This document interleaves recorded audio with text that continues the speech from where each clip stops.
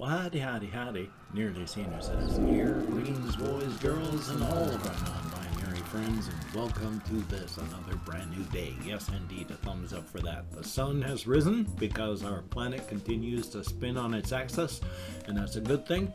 I need to get my dentures worked on because my top plate just does not fit at all, and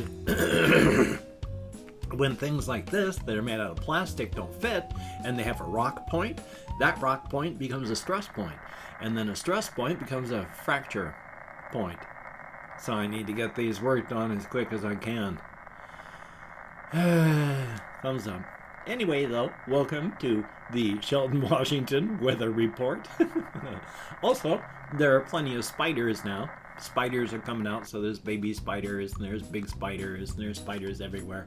And there's spiders that are, well, some spiders, there were 2 spiders up there. Now there's only 1 spider, and there's prey being eaten. So, thumbs up. But it was semi-raining yesterday and last night, and it looks to be sunny today, so that's good. Definitely a thumbs up. And of course, I am cold. I am so cold all the time. That's one of the problems as you get older, because as your lean tissue and all that starts to fade out and your brain gets older, your brain stem controls your body temperature, and I used to be a lot heavier. 100 pounds and some odd heavier, and your body retains your old temperature at your heaviest as its baseline. So if you weigh less than that, you're cold because you don't weigh what you should. So I'm cold from that. I'm cold because I'm getting older. I'm just cold because it's morning time and I have the windows open. So I'm freezing. And of course, last night, to keep my legs from cramping, I had to keep the 2 fans blowing across my legs. So, yeah, from 4 o'clock on, I'm just freezing. Thumbs up for that. Yay. On my topics list, I do not actually have a whole bunch of stuff. It's a fairly small list. I didn't do a lot yesterday. I took my meds on schedule, and I pretty much just sat and watched videos and played games periodically and didn't do much past that. As I said before, though, I'm still in the honeymoon phase of taking the ADHD meds, so I'm just enjoying being able to be normal. Now, of course, it hasn't quote-unquote made me normal or anything like that. All it has done, when you go through life, when you're walking on the path of life, your path may be difficult, your path may be easy, depending on how neurotypical you are versus aneurotypical. It may be a very difficult path to walk. I have been discovering just how difficult my path has been when I thought it wasn't that bad, but as it turns out. But the thing is, of course, when you take the meds, it doesn't put you into a brand new car and start driving you where you're going, and you just drive there with no effort on your part. No. Again, all the meds do is clear the path out a bit ahead of you while they're active, so that you've got a clearer, easier to walk path.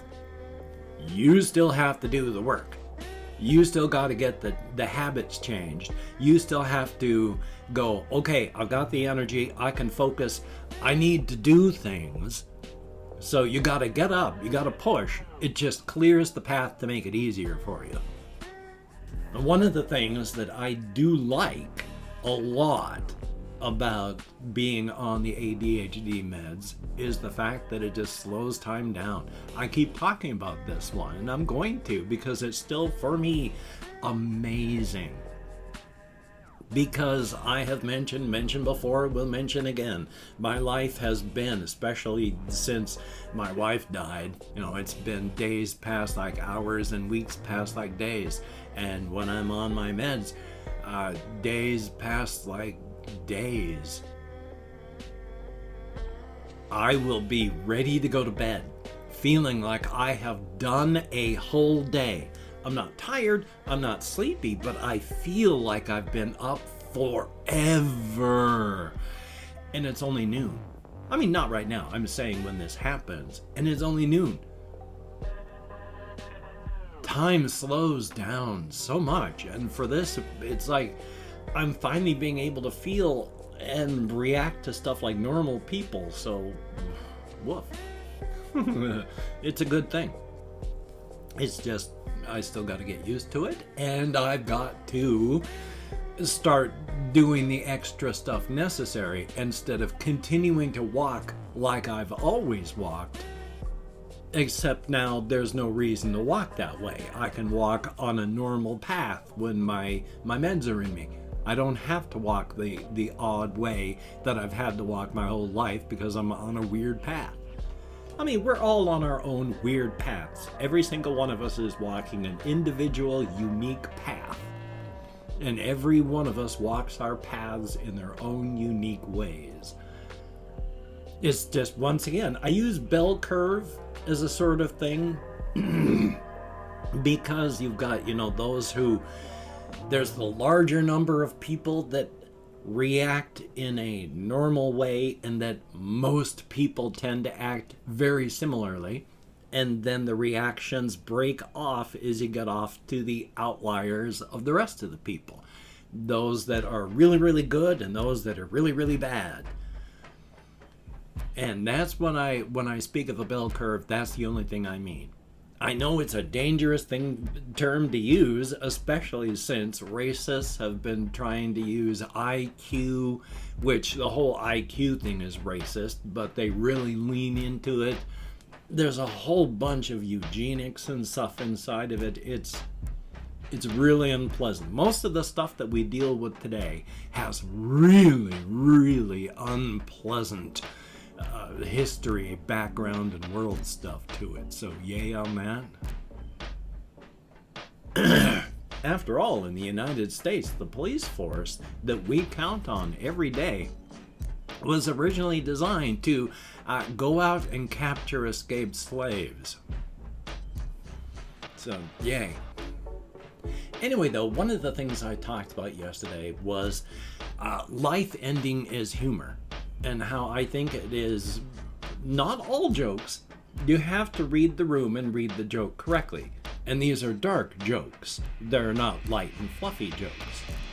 But when you talk about jokes where the punchline is somebody gets murdered with an axe, there are thousands of jokes where that sort of punchline is not only appropriate, but extremely funny.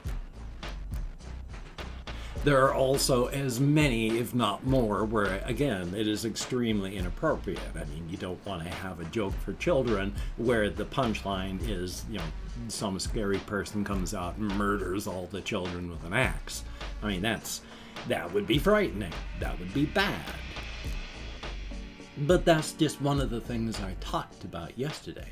One of the things that's kind of tied in with that, and I did want to talk about it because this one bothers me too, and I know I've touched upon it, if not talked about it a little bit before, but I've been thinking about it again because of everything that happens in the world, and especially in the United States here with our fascination with violence in media. As much as the radical right keeps trying to say, oh, that's so terrible, so awful, it's just, we have 1 point some odd mass shootings per day here now. But, as much as I think, life ending can be funny, and usually in an inappropriate, dark manner, there's also one thing that does bother me about it. And because this is, and it ties in, because I'm having difficulty making my words be English. Back in the 1950s in the United States, there was a whole bunch of comic books called EC, the EC Comics line. And they did a bunch of stuff. They did war stories, they did romance stories, they did science fiction stories, they did horror stories, and they leaned into the horror. I mean, literally, they would have close-ups of people's heads hacked open with their brains showing. They would have people walking around carrying severed heads of human beings by the hair. You know, they leaned into the whole gross out part of horror. And on the one hand, I like that. I mean, it's a good, effective way to squick people out. And also, I mean, we're just meat. We're just another species, another animal that lives on the surface of the planet. You know, there's no reason, I mean, there's plenty of reasons why, but in the terms of story and such like that, there's no reason that you shouldn't explode someone into 1,000 shards of meat for the purpose of the story. At the same time, and I can see why the people at the time, because of these horror comics at the time from EC, in the United States for like the next 50 years, the Comics Code Authority was created and it stomped down hard on all comic books. You had to be happy and friendly, and the EC comic stuff was just wiped out, shut down, and destroyed. One of the reasons, of course, is the moral panic part. They're afraid of the desensitization, the normalization. You see that stuff, you'll go out and do it. Well, we've already had so many studies, even back then, that if you're going to do something like that, you would have done it anyway. You just needed an excuse.